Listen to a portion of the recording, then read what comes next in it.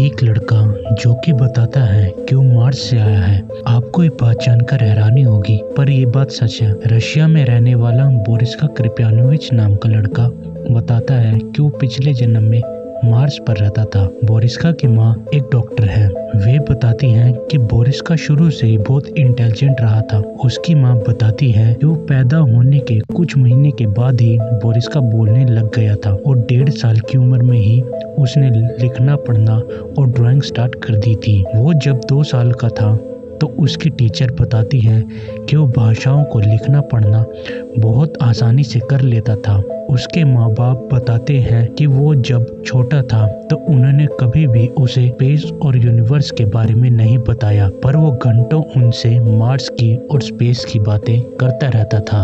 उसके माँ बाप बताते हैं कि वो प्लेनेट और सोलर सिस्टम के बारे में बहुत ज़्यादा जानता था और उसके माँ बाप भी उसकी बातों को सुनकर हैरान हो जाते थे। एक दिन बोरिस्का अपने माँ बाप को कहता है कि वो कुछ कहना चाहता है, पर उसके माँ बाप कह देते हैं कि वे बिजी हैं। तो बोरिस्का कहता है कि ये बात बहुत इम्पोर्टेंट है। फिर उसके माँ बाप उसे बिठाकर पूछते हैं कि क्या बात है। तब वो उन्हें बताता है कि वो मार्स से आया है। उसके माँ बाप उसकी इस बात को मजाक में लेने लगते हैं, पर फिर वो उन्हें इतना कुछ बताता है कि उन्हें यकीन हो जाता है कि वो सच बोल रहा है।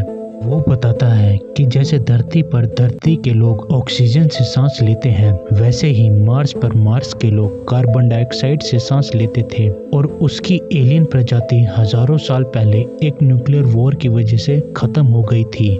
कि जब मार्स पर वो 15 साल का था तो बहुत बार जंग हुई, जिसमें उसने भी अपने दोस्तों के साथ हवाई हमले किए थे। बोरिस्का चेतावनी देते हुए बताता है कि अगर धरती पर न्यूक्लियर वेपनों को खत्म नहीं किया गया तो धरती का भी मार्स जैसा ही हाल होगा। बोरिस्का कहता है कि वो अकेला नहीं है, उस जैसे धरती को बचाने के लिए और भी बच्चे भेजे गए हैं और उन जैसे बच्चों को इंडिगो चिल्ड्रंस कहते हैं, जो धरती पर धरतीवासियों को न्यूक्लियर वॉर से बचाने के लिए आए हैं। बोरिस्का ये भी बताता है कि मार्स पर न्यूक्लियर वॉर के बाद कुछ लोग बच गए थे और वे मार्स के नीचे जाकर वहीं रहने लगे और वे लोग मार्स के नीचे आज भी जिंदा हैं। बोरिस्का एक चौंकाने वाला दावा ये भी करता है कि मार्स पर कुछ लोग अमर हैं। उन लोगों ने 36 साल की एज में ही अपनी उम्र को रोक दिया था और वे लोग बहुत लंबे हैं और वे लोग अंतरिक्ष में कहीं भी आ जा सकते हैं।